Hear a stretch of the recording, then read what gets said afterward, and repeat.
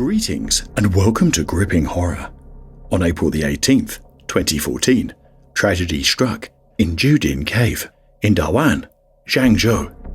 During a deep cave diving expedition, best friends and experienced divers Wang Tou and Wang Yang successfully reached a depth of 166 meters, an extent of the original guideline by 10 meters.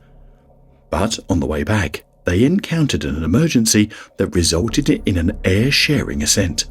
Only one of them would survive to recount the haunting events that unfolded in the cave. This is the Judean cave disaster of 2014. Nestled in the serene countryside of southern China, Juidun boasts breathtaking hills and pristine rivers, providing a stark contrast to the bustling megacities that define China. Divers are attracted to the magnificent landscape of rivers and caves and underwater cave formations, which are some of the most beautiful in the world. The area is part of the huge expanse of the South China Karst system, which spans from Guizhou, Yan'an, and Guangzhou provinces all the way to Vietnam, and was designated a United Nations Educational, Scientific, and Cultural Organization World Heritage Site in 2007. In fact, according to one estimate, the province boasts more than 10,000 kilometers of underground rivers that supply water to the people in the area. As a result, there are many entrances and stairways built by villagers to collect water, some with pumping stations that were not originally made for diving access. Getting access is not easy, as they are located in rural mountainous areas with no cellular reception or GPS navigation. Instead, one must rely on guides who know the area. Cave diving in Juidun began in the 1970s, when the first Russian divers visited the area to observe the underground rivers. According to local knowledge, the next team to visit was a British group that entered the area in the end of the 1980s. The actual official underwater research and mapping was started by a French team of divers in 2011. After that, they visited the area annually until 2019. The caves in the area vary in size, from the spacious cavities to extreme restrictions that a diver can hardly negotiate through. Inside the caves, explorers can admire stunning stalactites and stalagmites formed thousands of years ago, when many of these caves were dry, though the deeper areas that have been carved out by water flow are not decorated. In fact, in some of the deeper passages, the walls are perfectly smooth as a result of water flowing through them over millennia. The Judean region experiences strong seasonal fluctuations in water level, which in some places can vary as much as 40 meters or 130 feet between dry and wet seasons, affecting both the flow and visibility. The deepest explored caves in Judean exceed 230 meters or 750 feet. According to the locals, the best time to dive in Judean caves is in either April to May or October to November, when the water situation in the cave is optimal. Thus, Wang Tou and Wang Yang carefully planned their expedition to Judean caves during May, ensuring they would encounter the cave's ideal water conditions. From their first dive in 2010 at Judean caves, Wang Tou and Wang Yang have been enthralled by the site. Its graceful water plants and the bubbling of the springs drew them back there again and again. From the first dive to 40 meters, then 55 meters, 75 meters, 90 meters, and down to 122 meters, they made many dives here from the south entrance, the north entrance, and the entrance under the stairs, hoping to find the main passage. In winter, visibility in Judean can reach 15 meters, and they made dives of increasing depth. After their dives in the caves early this year, Wang Tou and Wang Yang started brewing up a plan for an even deeper dive here. With deeper dives, there may be many unknown factors, the greatest of which is decompression planning and physical conditioning. In March of 2014, the French cave diver and world record holder in deep diving, Pascal Burnaby, extended the line from the Judean cave's north entrance to 160 meters in depth. Having heard this, Wang Yan came especially to Guangzhou to consult him about deep diving. He hoped to get some helpful information from him to develop a reasonable decompression plan. With further research, Wang Tou and Wang Yan concluded that a dive to 170 meters is complex, but not of great difficulty. The pair then continued planning a dive to extend the main line to 170 meters deep. The day of the expedition would come about 2 months later. On May the 13th, 2014, Wang Tou, Wang Yang, and support diver Zhu Pe arrived at the north entrance of Juidun cave. The cave is located 2 kilometers north of National Highway 210, across Xing Township, on the left side of the road. The cave's layout includes a 20-meter horizontal channel, followed by an oblique channel to a narrow section at 50 meters. After that, the channel obliquely reaches 66 meters, where it takes a northwest turn. Then drops vertically down to 90 meters, before transitioning into an oblique channel, leading to 130 meters, and finally continues downward to reach 166 meters. From here, the cave continues down vertically for hundreds of meters. They finished the equipment check on the surface and began the descent. Along the way, they checked the guideline and the decompression bottle labels and pressure. Wang Yang was responsible for laying the guideline and decompression on ascent. Wang Tou was responsible for arrows. The pair proceeded smoothly to 75 meters, hung the 1845 bottle on the line, and switched to their first stage bottle. At this time, Wang Tou signaled to Wang Yang with his light that his stage bottle first stage was leaking. Wang Yang closed the valve, tightened the first stage, then opened the valve. The bubble stopped. They had spent approximately 12 minutes in the water by that point. Wang Tou and Wang Yan continued along the steeply descending passage. At 100 meters, they encountered an area where visibility was about 50 centimeters. The pair quickly penetrated the area of reduced visibility, and the visibility returned to about 3 meters. They continued descending to 120 meters, then checked in with each other. They made sure that everything was okay before continuing their descent. At about 150 meters, Wang Yan switched to the second stage bottle, and Wang Tou, as planned, switched to his main bottles. When they arrived at 164 meters, Wang Tou placed a line arrow, while Wang Yan went to check out the direction of the passage below. At this point, Wang Yang's equivalent narcotic depth was about 40 or so meters. His breathing was a bit faster, and he felt a bit of narcosis. As Wang Tou placed the line arrow, everything was normal. About a minute later, they started the ascent. At this time, the total dive time was about 21 minutes, and Wang Yang's second stage bottle had 130 bar remaining. When they arrived at 130 meters, the visibility was only 2 meters. What happened next took their breath away. The line was gone. Their hearts immediately ran cold. Wang Tou and Wang Yan looked at each other for a moment, and Wang Yan decided to take immediate action and make use of the downward slanting terrain and conduct a circular lost line search along the walls. At this depth, gas is consumed very quickly, and there was no time to retie the line. The time to deal with the emergency was quickly running out. Both Wang Tou and Wang Yan began to feel stressed, but they had no time for fear. About 2 to 3 minutes later, they found the trailing line in the middle of the cave passage, and they immediately relaxed. After finding the line, Wang Yang finished his second stage bottle, switched to the main gas bottles, and they continued the ascent. As Wang Tou and Wang Yang arrived at about 120 meters, Wang Yang suddenly saw a light signal. He looked down and saw that behind him, Wang Tou was wedged under a protruding rock, moving the light along his own throat, meaning he was soon to be out of gas. It gave Wang Yang chills that Wang Tou went through his gas so quickly.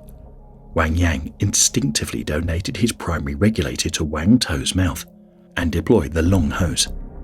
Wang Yang checked his gas pressure, which had only 130 bar or so. He quickly calculated at this depth, the gas can only support 2 stressed divers for about 3 to 4 minutes.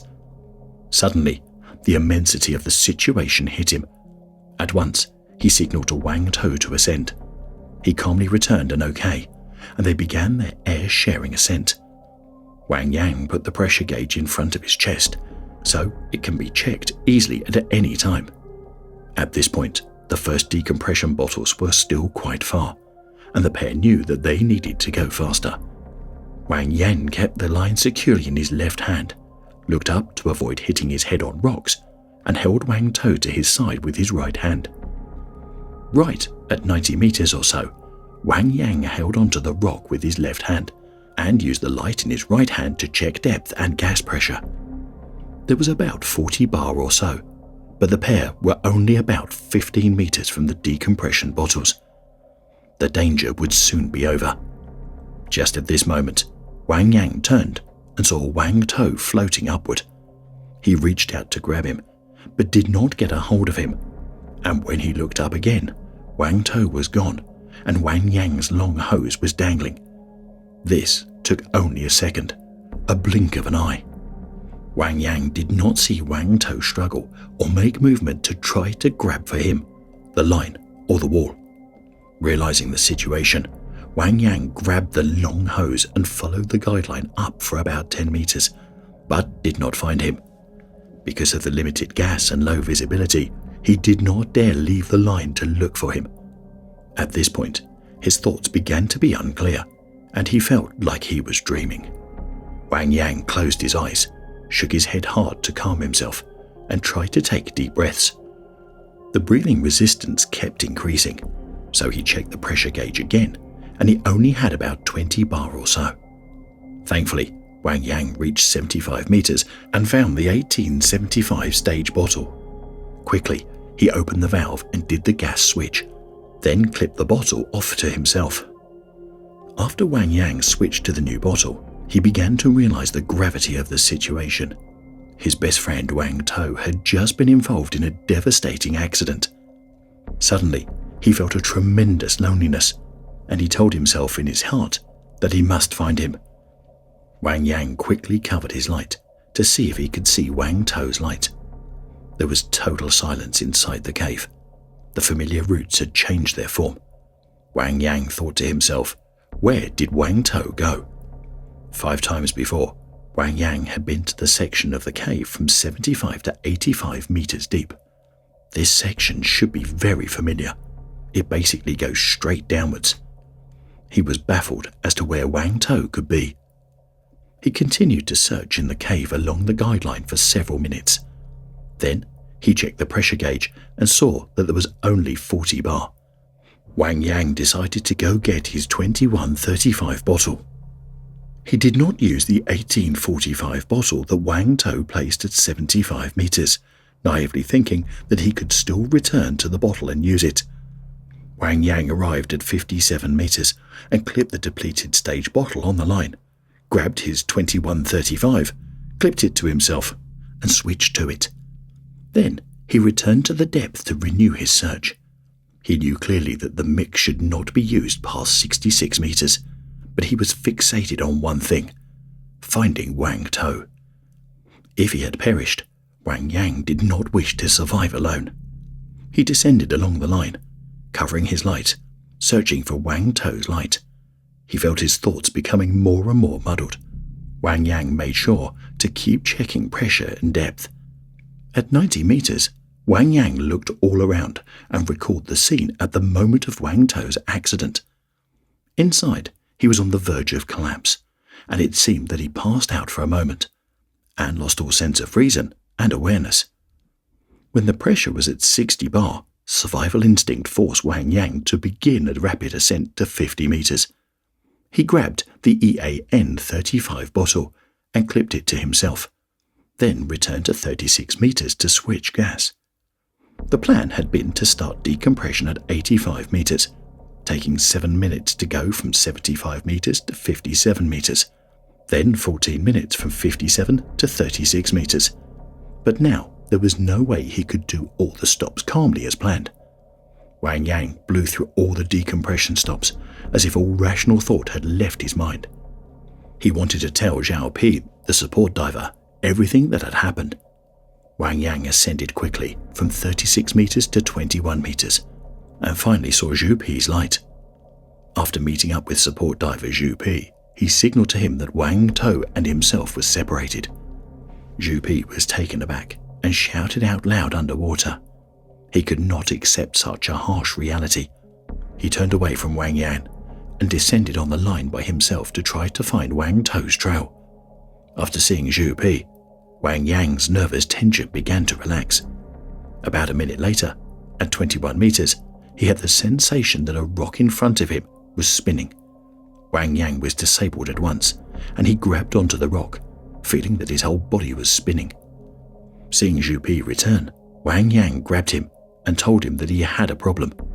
Zhu Pi started to take Wang Yang up to 18 meters, but a sharp pain in his leg joints reminded Wang Yang of the situation. He knew that there was sure to be helium and nitrogen bubbles expanding in his body due to the rapid ascent. Wang Yang needed to return to depth for decompression. He signaled to Zhu Pi to descend, and he helped him back to 36 meters for the first stop. Now the pain diminished. Wang Yang held onto rock, but still felt dizzy. Zhu Pi was still searching for Wang Tou at this point. Wang Yang signaled to Zhu Pi that he couldn't go on, and for him to keep watch over him. Now realizing that his own death was getting ever closer, Wang Yang tried to find the reason for his current state. He listened to his body and wondered, was it the rapid ascent causing bubble expansion, or was it oxygen toxicity, or inner air compression disease, IECD? He wasn't sure, but he hoped deeper stops would relieve the vertigo. It had no effect, and with Zhu Pi's help, Wang Yang began to ascend slowly. They spent about 20 minutes at 33 meters, 30 meters, 27 meters, and 24 meters. Then Zhu Pi brought Wang Yang the EAN 50 bottle that had been placed at 21 meters. The vertigo got worse, and he felt nauseous. Soon, Wang Yang began non-stop vomiting. He was weak all over, but kept trying diligently to make himself breathe. He suspected oxygen toxicity to be the culprit, so he switched back to the long hose to see if breathing a hypoxic mix would resolve the symptoms. It was no better, so Wang Yang switched back to the EAN 50, then began to have convulsions. He signaled Zhu Pi to take him to the 18-meter stop. During the convulsions, Wang Yang held on to Zhu Pi as if his life depended on it. He told himself that he had to breathe. Whenever Wang Yang felt a bit better, he checked the time and the depth. Wang Yang knew that if he didn't finish all the stops, then he would die after reaching the surface. Zhu Pi signaled Wang Yang underwater that he was going to surface and phoned for help. Wang Yang grabbed a hold of him so he wouldn't leave him. It was clear in Wang Yang's mind that Wang Tou was already beyond rescue, and now he was in a life or death struggle. Wang Yang could not hold his depth. He was positive as soon as Zhu Pi left him, his life would be over. So Zhu Pi stayed with him for the ascent. Wang Yang's limited awareness was focused on breath, line, time, and depth. He willed himself to persevere and summoned all his energy to finish the remaining stops. Because Wang Yang was upright, all the gas had vented from his dry suit, and he began to feel cold. He tried to add gas to his dry suit to add insulation, but the repeated ascents and descents had emptied the argon bottle. At this point, he was so weak that he couldn't even switch the dry suit inflation hose to the back gas himself. When they reached 6 meters, Zhu Pi helped Wang Yang switch to 100% oxygen, and also helped him take oxygen breaks every 20 minutes to reduce the risk of oxygen toxicity. At the 6-meter stop, Wang Yang had basically lost all conscious thought. He was delirious and felt someone patting him.